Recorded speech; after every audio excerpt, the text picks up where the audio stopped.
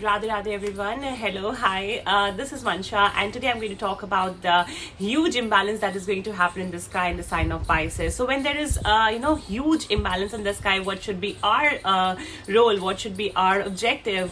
See, Jyotish is not there to scare you or to make you feel vulnerable. Okay, it is there to empower you because knowledge is the best empowerment. Okay, so since you know that there is huge imbalance, so this is not the moment. This is not the time to react to situations, because things can happen in your life when you will feel like reacting to things, and when you will feel like reacting to a person or to a circumstances. But it is the time to stay calm. I know it is difficult. The energies are not like that. In fact, as a the situation is the that the house is burning, and you can't keep on you can't keep calm. You will panic, but if you will panic, then who will call the fire brigade, and who will at least put the water there? So you have to keep calm. There is no other choice. Okay, so there is huge imbalance happening in the sign of Pisces is the sign of imagination, subconscious mind, spirituality, and also it is the sign of losing ourselves, because it is the 12th sign from the first house. Okay, from so Pisces, in case you have planets in the sign of Pisces, then you will feel this energy most. And in case you are going to the second phase of Saraswati, then also you will feel this energy most. Because your moon is there in the sign of Pisces. Also, in case if there is a stellium opposite to the sign of Pisces, like in the sign of Virgo, in your chart, you will again feel a lot of energy imbalance. So what should be your goal? At least the two planets that are out of the drama of the planets that are happening in the sign of Pisces are the sign of Jupiter and the sign of Mars. So Mars and Jupiter out of this drama. Mars is in Gemini and Cancer till May, and then in June it will go into Leo, and Jupiter is in the sign of Taurus. So obviously it is forming a Parivartan Yoga with Venus, because Venus is in Pisces and Jupiter is in Taurus. But we have to keep concentration on the Jupiter. Thank God Jupiter is out of this drama. Jupiter is our wisdom. Jupiter is our knowledge. So this is a very good time to chant mantras. It is a very good time to practice spirituality, to start any donation drive, or to start any charitable work, or to start any voluntary services, in case you have been looking to start that. But start, please avoid these 8 days before Holi, because that is the period of Holastak. So you should avoid that. After Holi, obviously you can start any of these spiritual voluntary donation kind of drive and activities.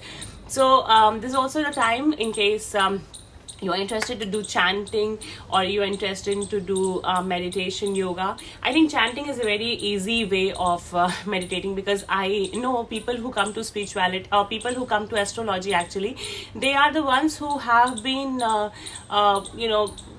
who have been disturbed by the events of life, and that's why they're looking for answers, and that's why they come to astrologers, right? So in the beginning of life, in the beginning of their journey, particularly at this stage, they are not able to meditate. If you will ask them to meditate, there are so many things going in the head. How a person will meditate? So what is the best upaya? What is the best remedy? Is to do chanting. Okay, so I will do the chanting for you, and you can continue with me. And this chanting is for Mahadev, because see, Mahadev is the Adi Yogi, and he is the Lord who will always protect us.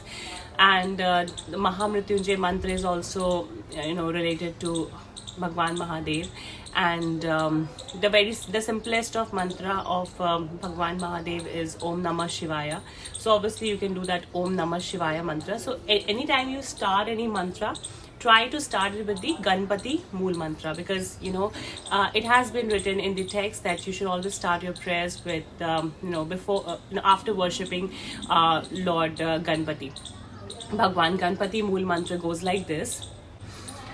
Om Shreem Hreem Kleem Glong Ganganapataye Varvarad Sarvajanam Me Vashmanaya Swaha एकदन्ताय विद्महे वक्रतुण्डाय धीमहि तन्नो दन्ति प्रचोदयात्. Om Shanti Shanti Shanti. So after the Ganpati mantra, after the Shri Ganpati mantra, I do Shri Murugan. Murugan is actually Kartikeya Bhagwan in the North India, and Murugan he's called as Shri Murugan in South India. So he is son of Ma Parvati and Bhagwan Mahadev. So it goes like this. Om Kartikeya Vidmahe Vallinadhaya Dhimahi Tanno Skanda Prachodayat. Om. Then we'll do Mahadev's Gayatri Mantra. Om Tat Purushaya Vidmahe Mahadevaya Dhimahi Tanno Rudra Prachodayat. Om. Then we will do Ma Devi's prayer.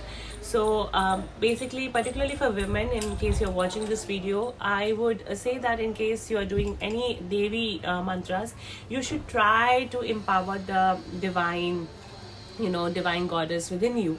So you should seek for power, you should seek for protection, for knowledge, for fortune, and say this. Om Jayanti Mangala Kali Bhadrakali Kapalini Durga Shama Shiva Dhatri Swaha Swadha Namostute. Om. So after doing all these prayers, basically this is called up as a Shiv Parivar Pujan. We are going to do the Mahamrityunjay mantra.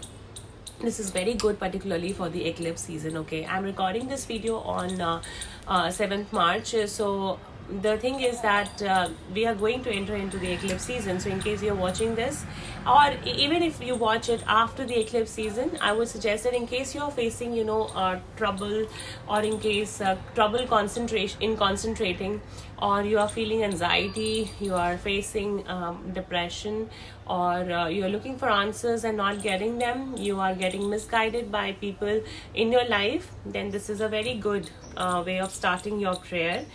First, praying to Bhagwan Ganesh Ji, and then Shri Murugan, and then Bhagwan Shri Murugan, and then Bhagwan Mahadev, and the entire Shiv Parivar Pujan, and then finally we can do this.